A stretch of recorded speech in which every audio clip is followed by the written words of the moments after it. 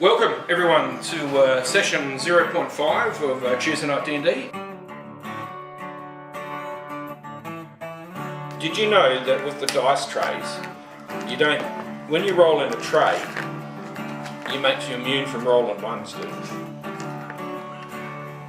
How's that work?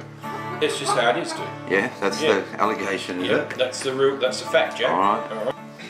So yes, you can do point buy or standard array, or you can roll 46, drop the lowest, keep the 3 highest, and do that 6 times, and then you can... I'll do that. Yeah. I want strength and constitution, isn't it, for my boy? Yeah, I'll do that. 46, keep the highest. Yeah. 6 times. Alright.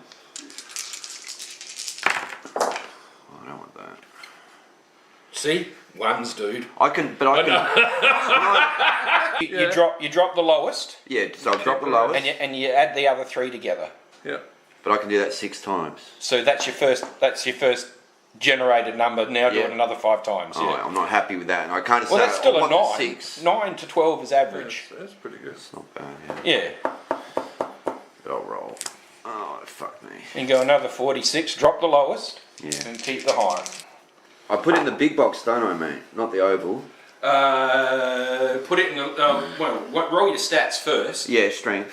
Yeah. No, you don't have to roll them in order. You can roll the 6 numbers you generate, and then you will assign them. At the end. Yes. Okay. Otherwise, that's going to sort of. Yeah. You could have the strongest, dumbest wizard ever. You know. Yeah. Okay, mate. Thank you. Yeah. You want to play a wizard. You roll a 7 for intelligence, but you got a 16 for strength, and it's like, well, there we go. Eh? Don't forget you've got race to select, yeah. You're going to be boring human, aren't you? I was thinking of that. So that's going to be +1 to all your stats. So. Yeah. We might not get along. Oh, you like me. I'm Well, you might mistrust me. What depends what alignment you are, man, and your behaviour. Yes. If it's, you wait until you hear my backstory, then you'll see what sort of person I am. I'll help you out. I'll give you a boon. Your highest number that you rolled, Yeah. you can make that an 18. Oh, go How's get that fucked. Yeah, thank you, man. Yeah. So Sweet. your highest number, convert that to an 18. Beautiful. Right, Strength that of 18. That's lovely. Hit points. 1d10 per paladin level. So I roll for the hit points, don't I? At the beginning, you get the maximum Do I? plus your constitution bonus. Plus my constitution modifier. How do I work that out again? So what's your constitution? 14. So have a look at page 13. At the top right, there's a table. Oh, thank you. So on your character sheet, the big box for your stats is where you want to put your modifier, because that's what you're going to be using more so than the number, the physical number. Okay, so little circle for the physical number, and the big one is alright, where the modifier goes, because you're going to be using that more. Ability scores and modifiers. The big number generates you the modifier. That's what you're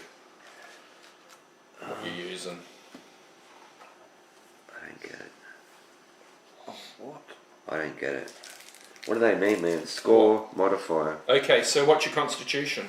14. So what does that say on table? 14 should be +2. Oh, so that's it there. So that's your modifier. So that'll go in the big box. So 14 con in the little circle, and then +2.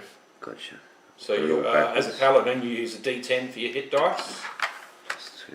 So you'll be 10 plus your constitution modifier. So do I do this for all my abilities? Yep. Okay. Every stat will have a spot in your... +2. I'll sort this business out first. Yeah, sort that out and then do hit points later and whatnot. Do we have inspiration or not? Not yet, no, not yet. Don't forget to add in your racial benefits as well too. That's true.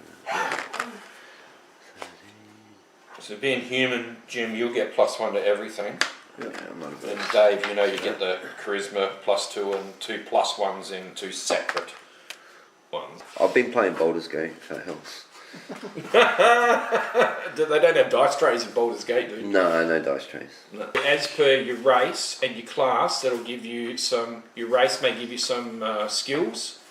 Class is Palladian, yeah? Yeah. Easy. and your class will also give you some skill proficiencies and working proficiencies as well too. How I run this in the last campaign, it worked really well. There are certain skills that if you're not proficient in, I'm not going to give you a roll, not even a disadvantage. That's fair enough. Yeah. And things like it's going to become quite apparent. We'll discuss some briefly. Things like medicine. If you're not skilled in medicine, survival. If you're not skilled in survival, you're not going to be able to survive out in the middle of that fuck nowhere. So some are, a bit more easier to have, not without training, like a deception, intimidation, perception. But it's stuff where you think you need like a skill base behind it. History. So before you get, so you've got you've done your skills. Yep. You've got 30 feet, you've got dark vision. Yep. So somewhere on the notes on the second page or the front page, you've got 60-foot dark vision. Cool. So that means in complete darkness you can see as if it was dim light. Yeah. And later on tonight I'm going to give you an example of what dim light is, so you can see how shit it is. Oh, I giggle, I giggle. I know, finally. Oh. I have been through it. Jodie could be a dungeon master herself, or mistress, dungeon mistress. Would you prefer that title, darling? No, because she's not playing. You already have by helping me out. So, Dave, if you want a tea or coffee or something, I have facilities for you. Cheers, mate. I'll have a cup of tea. Yeah, it's in the fucking kitchen. Thanks, buddy. I'm almost there now. Yeah, that's all right. There's no rush. You can't rush hard. I want you only to go, Jim, go as far as race stuff and class stuff. Yeah. All right. Don't go to backgrounds just yet. I went to backgrounds. All right. Don't go to backgrounds because I want to change it up a little bit. Because basically, what I want to do is some of the backgrounds sound really cool, but they might not tie in with your backstory, with the stats that they give you proficiency in. Or the this skills. one works well because then I get athletics, perception, religion, and something else. And something else. Well, yeah. Because I get 2 for paladin and then 2 for background. But what I'm saying is your background, I'm not going to limit you to the choices alone under your background choice that you've made. So that way, like the hermit. But you may have been a studier in your youth, so you could choose the Arcana skill. Well, I've got a tenuous link to the sailor, but it is a link nonetheless. Oh, well, there you go, hey? Yeah. So I just thought You'll see when I get my story, though. It's better, makes a better build, I think, rather than like, I have to choose this background so I can get access to these skills. So, well, then I'll take acrobatics. Athletics or? I've got athletics already. Alright, acrobatics, acrobatics, athletics, perception, religion. Okay. Is that sort of... Are you sure? Acrobatics. That's like jumping and shit and getting up ropes and crap. Yeah. When you ask me, now I'm not fucking sure. Why would I be sure? I was sure. Normally when... And then he asked me, you know what I mean?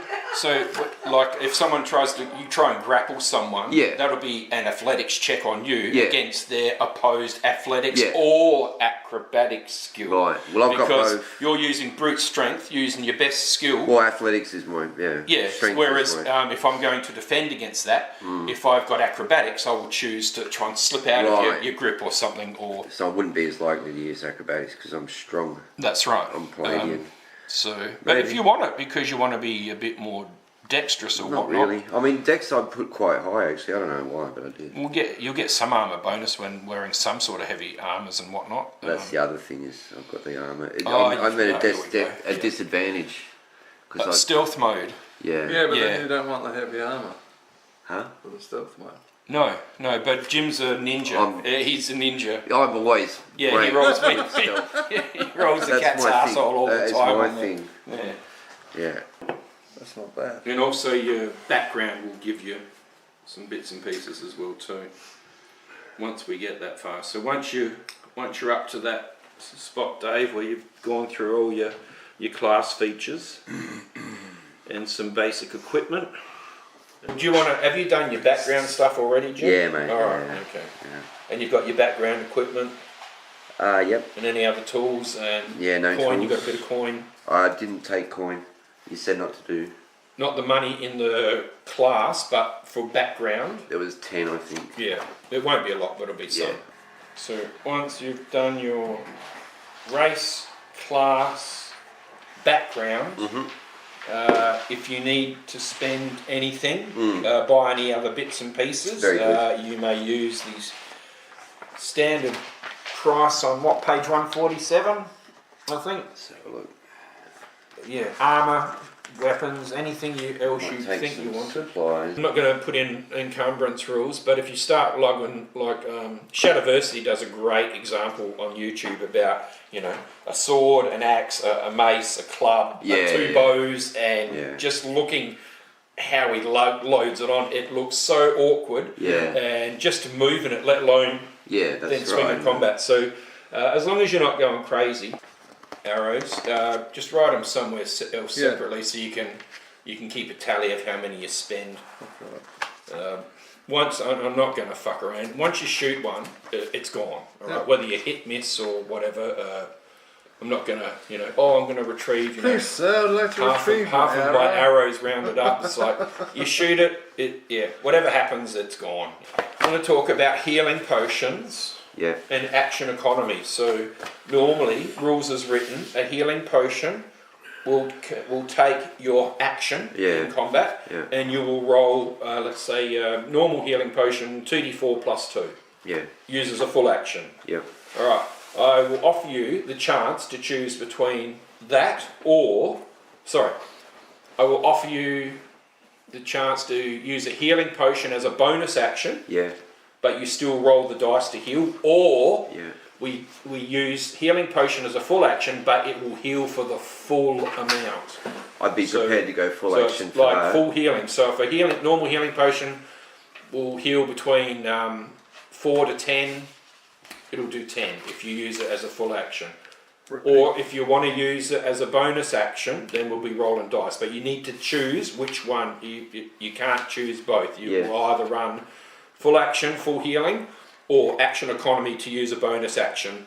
I prefer to drink a full potion. action. Yeah.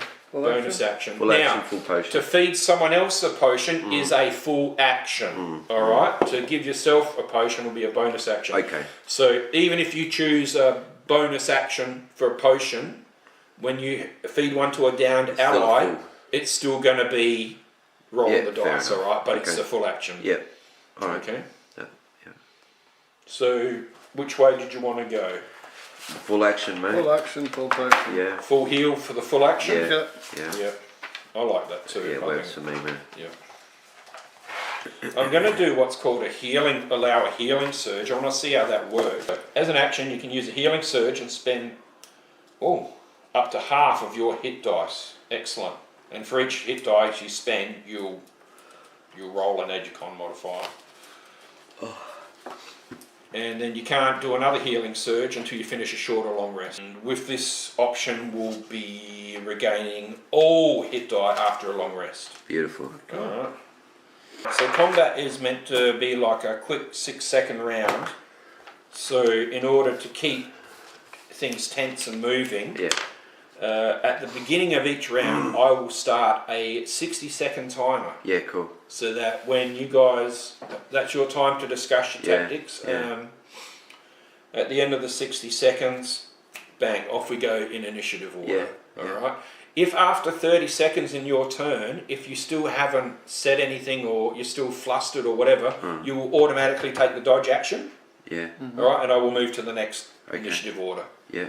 Alright, and I will guarantee you that after this happening once or twice, We won't be doing it. you won't be doing it very much. Alright. But there will come a time when I will expect you, especially when you start to choose your spells, at the very least have some self-respect and have respect for everyone else by knowing what the spell does. If you choose one for the day, you know, even a simple spell, Cure Wounds, you guys will probably all have access to that. If you choose a spell to memorise for the day, at least know what the fuck it does. Yep. So as you become more familiar with your character, you know, and if there's any discussion, if you can't remember how an ability works or how a spell works, I'm not stopping in the middle of a combat to look it up or whatever, because I want this tension to stay there.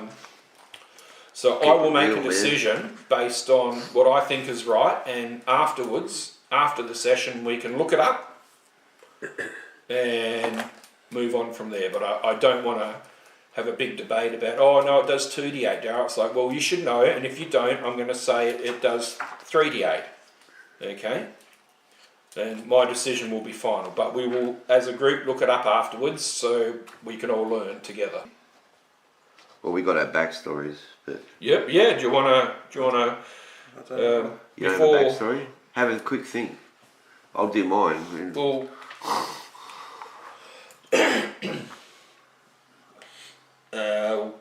I could AI it. You could do that. that's a pain in the ass, man. Alright, so my name is Belvedere Sebastian Fairweather. I was born into a royal household. And my parents, had high hopes for me. As I was the firstborn, I was going to get the crown after my father passed. Now, the first 14 years of my life passed blissfully. A lot of money and every opportunity was afforded me. And then when I turned 14, I joined the Boy Scouts. And I ran into some uncouth youths. They started to lead me astray. And I began to experiment with opium. And I became an opium addict at the age of 14. Now, for some time I managed to hide this secret from my friends and family. And it was easy to do given my position of advantage. I used my money and my connections to get my drugs. But then my money started to run out. I started to steal the silverware. And that they started noticing it. My parents noticed it. And I was there in the kitchen one day. And I remember I had a fork in my hand and looked up and there was Dad. And he said, "What are you doing? What are you doing, Belvedere? Tell me the truth." I said, "Father, you're not going to forgive me, but I've become an opium addict." He said, You're to leave the household. You've disgraced us after everything we've done for you." I said, "All right." I left with nothing. I had nothing left. I went to the first place that I could think of, which was the local tavern, which the sailors used to frequent. And I thought to myself, how am I going to get money for my next fix? Then I realised there was something I could do. So I began to sell my body to the sailors. I'm not proud of it, but there was no choice. I became a great success as a male harlot. Yeah, I had a lot of business. And I remember one time, there was a man, he had one arm. He befriended me and he said, "All right, I'd like to hire you for the night." I said, "That's fine, you know my rate." He said, "No, I'm willing to pay extra. I want to spend a bit of time with you, get to know you first." That's all right. We had a few drinks, we were at the bar, everything was going okay. The next thing I remember, I wake up, I'm in a boat, he's caressing my buttocks, my anus hurts, and he's combing my beard with a comb, looking at me with a glint in his eye. And I thought, no, I can't have this. I've gone, but in my weakened condition, I hadn't had my drugs and I was just detoxing. I just couldn't overpower him. And to be fair, he had the strength of a madman for a one-armed man. He overpowered me, he knocked me out, and I'm not sure how long I was out for. But when I woke up, I was free of my burden of opium addiction. I'd overcome it. I'd slept through the whole detox. And I woke up like a new man. The only problem was that I was shackled to a bed with leather bindings, which I had to bite through the leather bindings. It's lucky I was in the room by myself. I bit through and I thought I can use this as a weapon. How long did it take you to bite through the bindings? It took some time. Yeah, it took some like time. Yeah. I can tell you now. But I was a resourceful young man. So yeah, I bit through the bindings and I've grabbed the leather to use as a weapon to strangle this guy. I was actually in the bottom of this boat. It wasn't a very big boat, but I was in the cabin tied to the master's bed. And I get up, and there he is, just standing there, just not even surprised, just no reaction at all. I just run in there, try to choke him with the leather, and I've overpowered him, but he managed to slip and get away, okay? So he's gotten away, but we're quite close to this island I've never seen before. He took off into the scrub, and as I've come out to follow him, I look up into the sky and I see a sign of my God. And I think, no, I'm going to follow this sign. This could be something important. And I followed it, and it led me to a temple in a forest. And I went in there and I saw a Grand Master. And he said, don't say anything. I know already what you're here for. You're allowed to speak to me once a year. Apart from that, you just spend your time in meditation and learning the martial arts. So after my first year, I went and saw the Master. He said, do you have anything to say? I said, it's a little bit cold at night. He said, okay, I'll get you a blanket. After I'd been there another year, I got stronger and more powerful. I saw him again and he said, okay, what have you got to say? You've been here 2 years now. I said, I get a bit hungry in the mornings. It'd be nice to have something more for breakfast. So he's given me extra rations. My third year I spent in deep contemplation about my future and fate, and decided I'd learned all that I could at this temple and I would go find my true path. So I waited till the end of the year and I saw the Master. He said, what do you have to tell me this year? I said, it's time for me to leave. He said, that's okay. You've done nothing but complain since you fucking got here anyway. So I left and I vowed to find that one-armed man. And when I find him, I'm going to kill him. And I'm going to return to my glorious path and my rightful place in the royal family. Wow, That's okay. my story. So, Interesting. Yeah, a that's how I story- became a paladin. Story of royalty and sodomy. Yeah, I'm not At proud the of. highest of levels. Dave, what have you got? Have you got something you'd like to share with us? My name is Tira Koron. If you would like to look it up, it is Elven. Nice. I was born of a forbidden union between a human nobleman and an elven princess. Tira faced a lifetime of prejudice and scorn from both her human and elven kin, and yet he thrived, using his mixed heritage to his advantage as he navigated the treacherous terrain of the wilds. From a young age, Turin had displayed a natural affinity for the bow and arrow, honing his skills under the tutelage of the enigmatic ranger Talion. He saw potential in his that others did not. Recognizing his keen senses and unwavering determination, together they traversed the dense forests and shadowed valleys, seeking out ancient ruins and long-forgotten secrets hidden in the depths of the land. Through their adventures, Tura discovered a deep connection to the natural world, forging an unbreakable bond with the spirits of the forest and the creatures that dwelled within. His dual heritage granted his unique perspective, allowing him to bridge the gap between the human and the elven realms, becoming a beacon of unity in a world torn apart by war and strife. And so, Tura, the half-elf ranger, stood as a testament to the strength and resilience of those who dared to defy the constraints of his bloodline.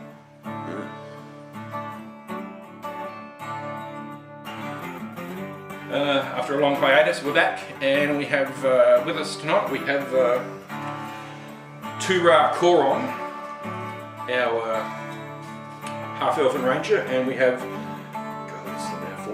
the Crown Prince. The Crown Prince, I'll think of a name right now, Crown Prince of Never Fall. The Crown Prince of Never Fall is joining us. His Grace, Belvedere Sebastian Fairweather.